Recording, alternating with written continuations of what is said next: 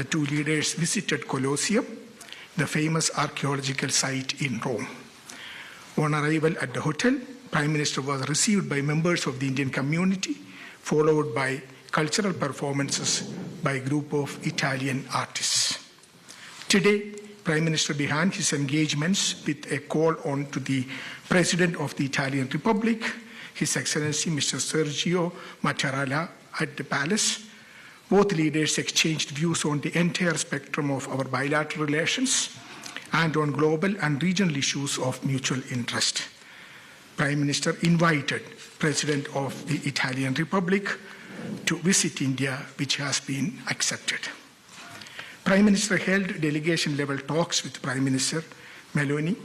The two leaders welcomed the strong momentum in bilateral relations and agreed to deepen cooperation across a wide array of sectors, including in trade and investment, defense and security, science and technology, research and innovation, space, energy, AI and critical technologies, education, culture and people-to-people ties.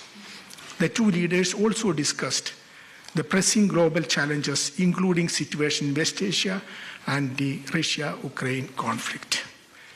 In a demonstration of deep trust and strength that prevails in our bilateral partnership, the two leaders decided to elevate the India-Italy strategic partnership to the level of special strategic partnership.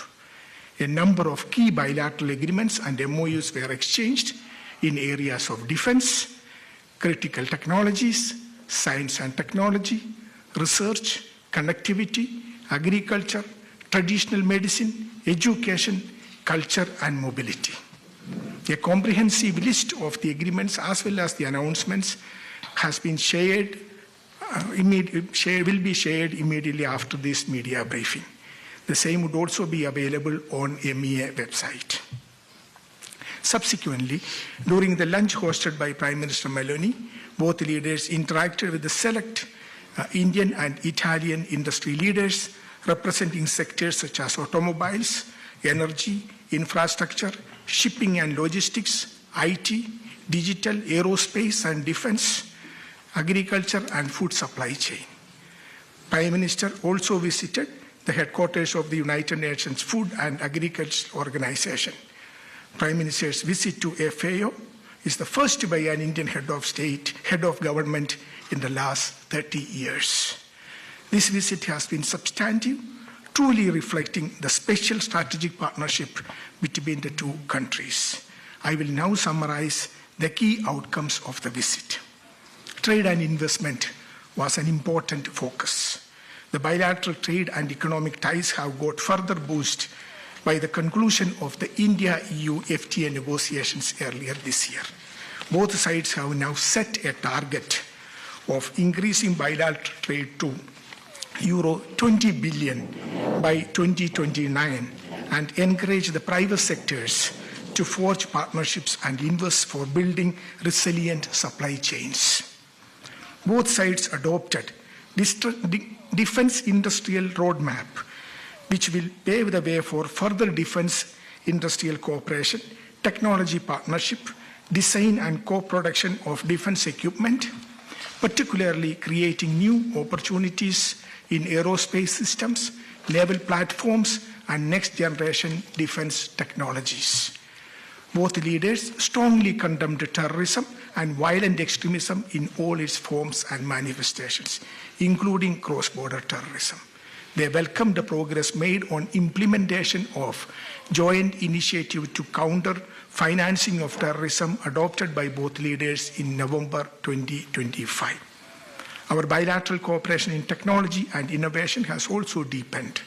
Signing of an MOU on cooperation in critical minerals and the decision to set up an innovation center in India were the key outcomes in this domain.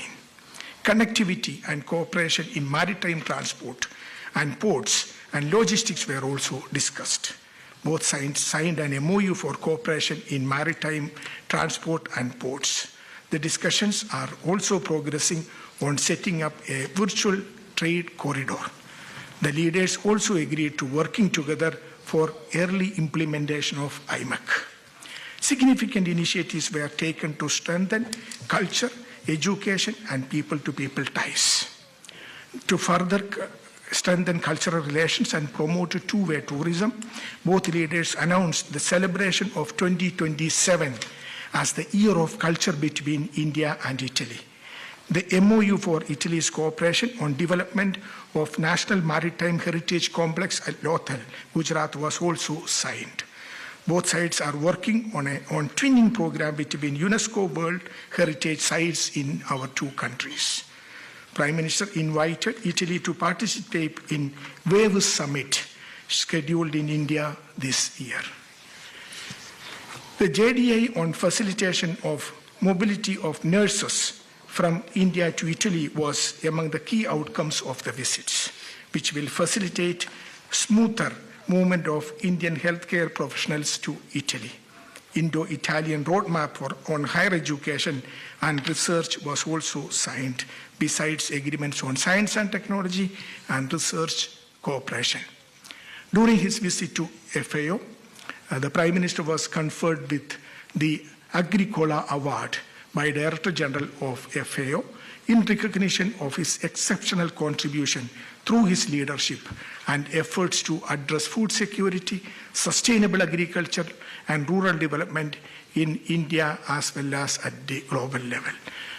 Prime Minister dedicated the award to our farmers, agriculture scientists of India, and those who are associated with farming, agriculture, and fisheries.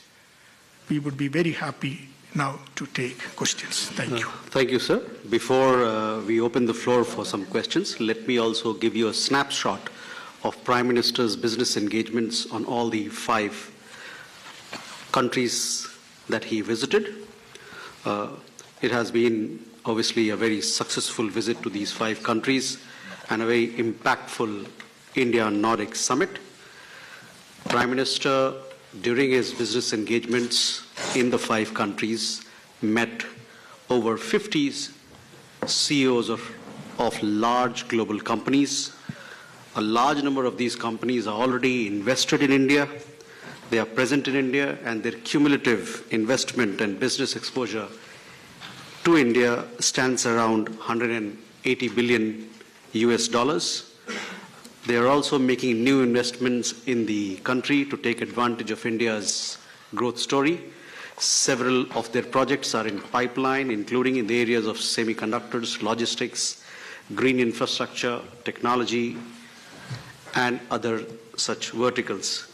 You already informed about the announcement that UAE made of fresh investments of US $5 billion in the Indian market. I would also like to inform you that the estimated fresh commitments by the companies that the Prime Minister met, global companies, global majors, their fresh commitments, their business expansion and business plans of these companies in India stands around US $40 billion. So that gives you a sense of how successfully the visits to these 5 countries in terms of strengthening our economic relations with all of them, as also adding value to the Indian growth story stands. With that, now I open the floor for some questions. Please. Hi sir, I'm Ravi from INS. I would like to ask on the 2 things. One is IMEC and another is defense sector, which you mentioned, Mr. Ambassador, sir. Do you have any roadmap and how these sectors are going to flourish in India?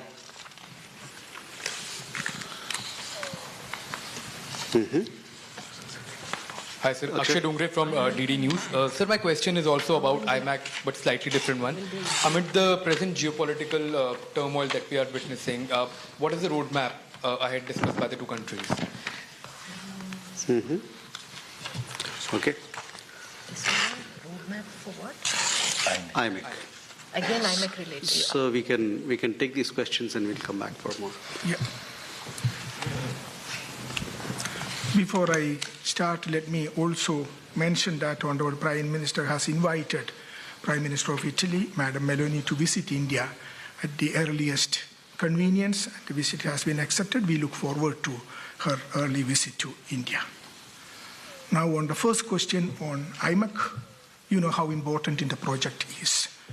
The two prime ministers reaffirmed their commitment to cooperate on the IMEC corridor project, recognizing the transformational potential in reshaping and promoting global trade, connectivity, and prosperity.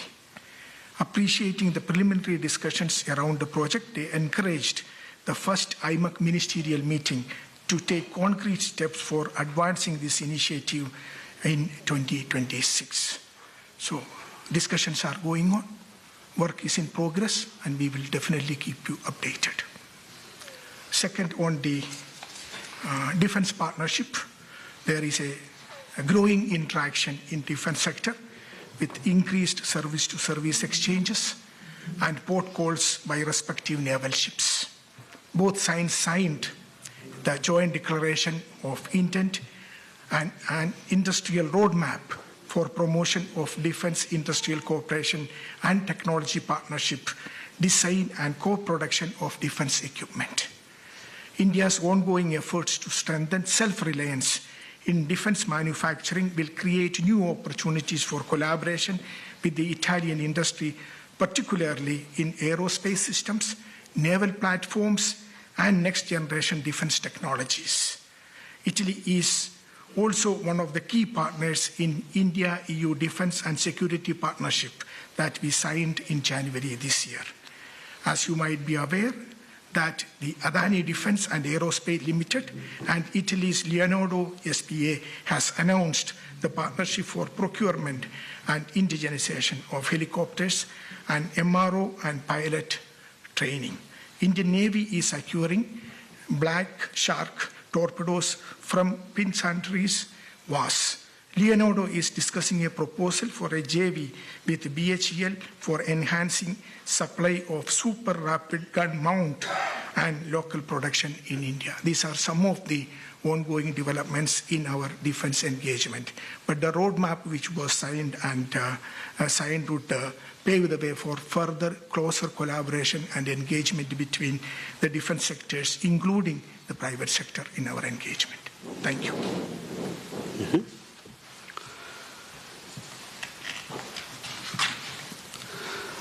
Any further questions? Okay. If we do not have any further questions, then we thank you for your presence. This press briefing comes to an end. Thank you very much. Thank you.